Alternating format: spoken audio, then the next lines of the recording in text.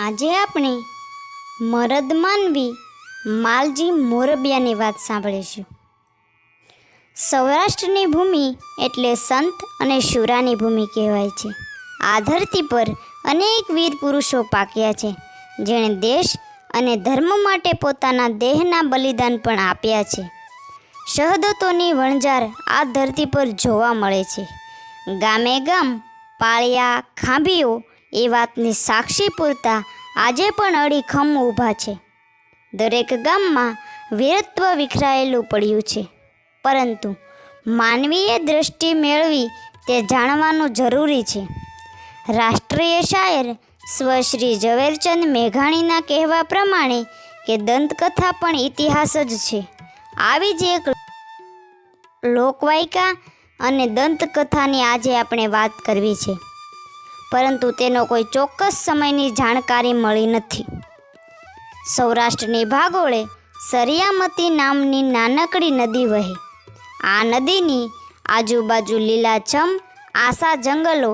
એ વખતની માલિપા ગિરનારની જાત્રા કે પરિક્રમા કરવા જતા સાધુઓ આ સરિયામતી નદીના જળમાં સ્નાન કરી અને પોતાની જાત્રાએ આગળ જતા. નદીની આજુબાજુ લીલા જંગલો હોવાથી માલધારીઓ અને ખેડૂતો પોતાના પશુઓને ચારો ચરાવવા ત્યાં જતા હતા. એવે વખતે ક્ષત્રિય ખાંટ રાજપૂત સમાજનો એક જુવાન પોતાના બળદ લઈને આ નદીના કિનારે ચારો ચરાવવા જતો. તે સમયે તેને ત્યાં પશુઓનો ચારો ચરાવવા આવતા એક બીજા જુવાન સાથે ભાઈબંધી થઈ જાય. જાતે સુમરા પણ જોત જોતા બંને ગાઢ મિત્રો થયા. રાજપૂત અને સુમરાની મિત્રતા જામી. પછી તો બંને ભાઈબંધ દરરોજ સાથે પોતાના ભાતાઓમાંથી શિરામણ અને બપોરા સાથે જમે. આ વાતને દિવસો પછી દિવસો જાય છે. એક દિવસ એક ગિરનારથી સાધુ ત્યાં ફરતા ફરતા આવે અને તે સાધુ ત્યાં તપસ્યા કરે છે. આ સાધુને દરરોજ તપસ્યા કરતા જોઈને તે બંને ભાઈબંધ દરરોજ સાધુની સેવા કરવા લાગ્યા. એક દિવસ તે સાધુને ગિરનારમાં જવાનો ટાઈમ આવ્યો. સાધુએ 2 પથ્થરની સ્થાપના કરી અને બંને મિત્રોને કહ્યું કે માલજી, આ 2 પથ્થર નથી, પણ આ 2માંથી એક મહામાયા બ્રહ્માંડ ભામોદરીમાં મહાકાળી છે અને બીજો પથ્થર કાળભૈરવ દાદા છે. આ બંને પથ્થરરૂપી મૂર્તિઓની સેવા પૂજા કરજો. તેમ કહીને સાધુ ગિરનાર માર્ગે ચાલ્યા ગયા. પછી તો રોજ બંને મિત્રો મહાકાળી અને કાળભૈરવ દાદાની સેવા પૂજા કરે છે. એક દિવસ માલજી મોરબિયા પોતાના ભાઈબંધ સુમરાને કહેવા લાગ્યા કે ભાઈ, મારી જીભની માનેલી એક બેનબા છે ભાદર ખીરસરા ગામે. તો બેનબાની ઘરે કેટલાય ટાઈમથી થયો ગયો નથી. તો હાલને આવતીકાલે બેનબાના ખબર અંતર પૂછી આવી.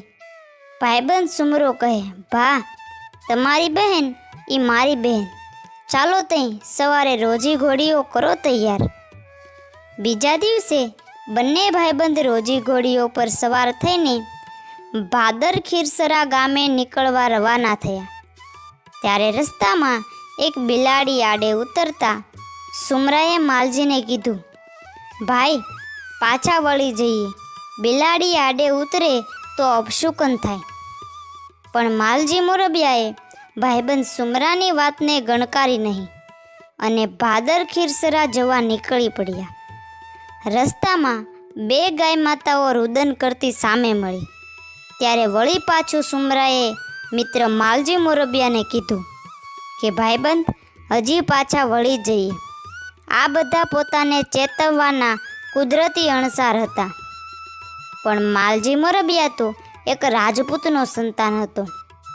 તેની આવી અણસારોની પરવા કર્યા વગર બેનબાના ગામ ભાદર ખીરસરા જવા ઉતાવળી ઘોડી હાંકી.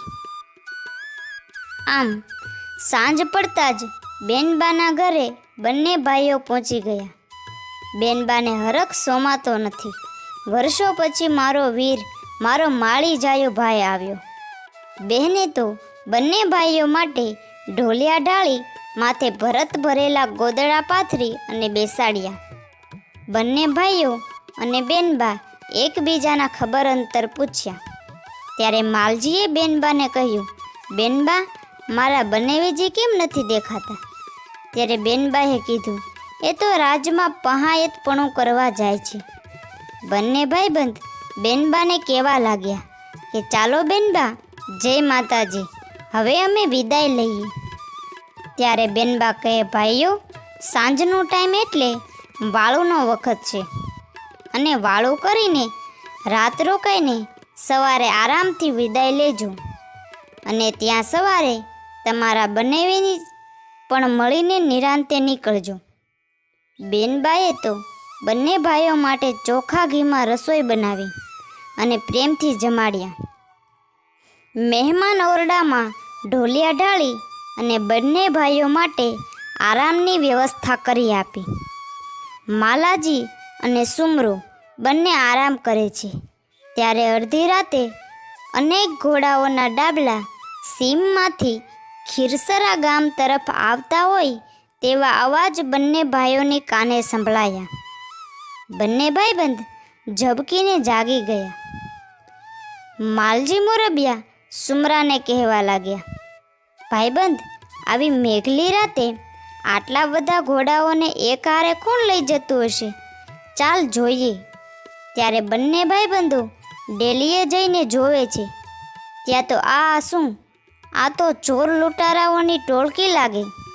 ખીરસરા ગામ લૂંટવા આવેલા ચોર લૂંટારાઓનો એક મોટો સમૂહ ટોળી ખીરસરા ગામના દરવાજા કોર આવે છે. ત્યારે માલજીએ કહ્યું, ભાઈબંધ સુમરાને કીધું, ભાઈ, મારા જીવતા મારી જીભની માનેલી બેનબાનું ગામ કે ઘર લૂંટાય તો મારી રાજપૂતાઈ રોળાય હો.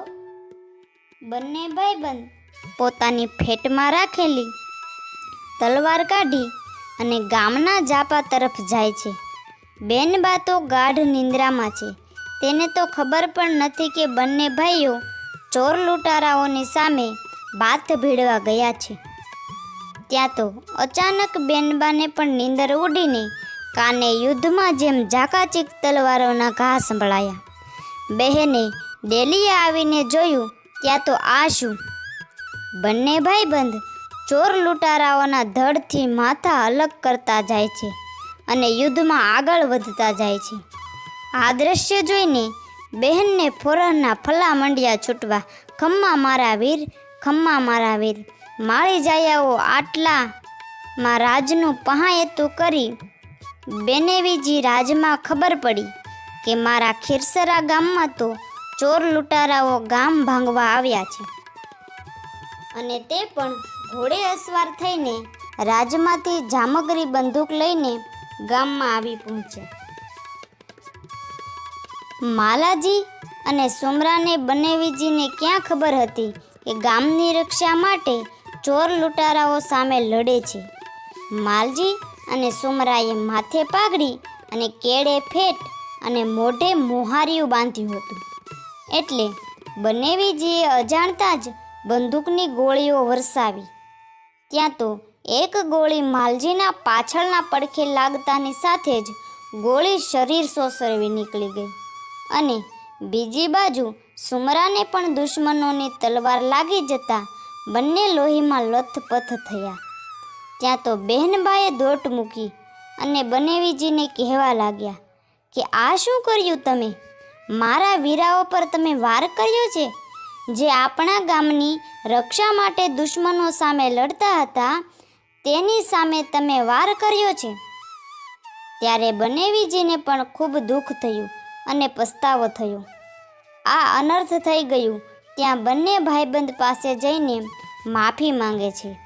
ત્યારે માલજી બેનબાને કહે છે, બેનબા, તે જેટલું સાંજે વાળું જમાડ્યું હતું તેટલું બંનેવીજીએ ગોળી મારતા ગોળી મારા શરીરમાં હોજરી સોસરવી નીકળી જતા તારું જમાડેલો ખોરાક બહાર નીકળી ગયો છે અને અમે બે ભાઈબંધ તો તારા ગામની રક્ષા માટે લડ્યા, તોય અમારી માથે દગો. જા બહેન, તારા ખીરસરા ભાદર ગામનું પાણી હું માલજી મોરબિયો આજથી અગરાજ કરું છું. ત્યારે બનેવીજીએ પોતાની ભૂલની માફી માંગીને બધી વાત કરી કે માફ કરો માલજી, મને નહોતી ખબર કે તમે ગામની રક્ષા માટે યુદ્ધ કરો છો, માફ કરો અમને. ત્યારે માલજી મોરબિયાએ બહેનબાને કહ્યું કે બહેનબા, તું ચિંતા ના કર, જ્યાં સુધી મારા ખોળિયામાં પ્રાણ રહેશે ત્યાં સુધી ચોર લૂંટારાઓ તારા ગામને લૂંટી નહીં શકે.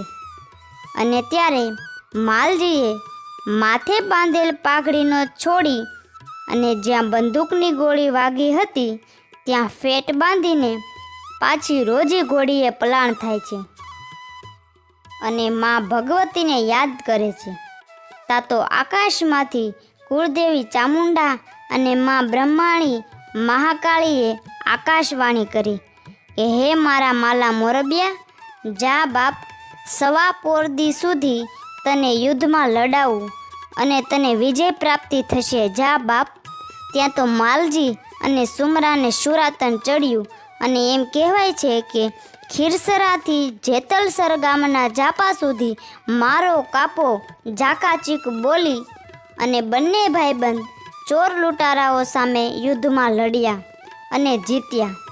અંતે જેતલસર ગામના રામજી મંદિરમાં બંને ભાઈબંધ ઢળી પડ્યા અને આજે પણ આ બંને ભાઈબંધની ખામીઓ જેતલસર ગામના ચોરામાં રામજી મંદિર અને શિવજી મંદિરની બાજુમાં આવેલી છે. આ માલાજીને ક્ષત્રિય ખાંટ રાજપૂતના મોરબિયા શાખના શુરાપુરા તરીકે આજે પણ પૂંજાય છે.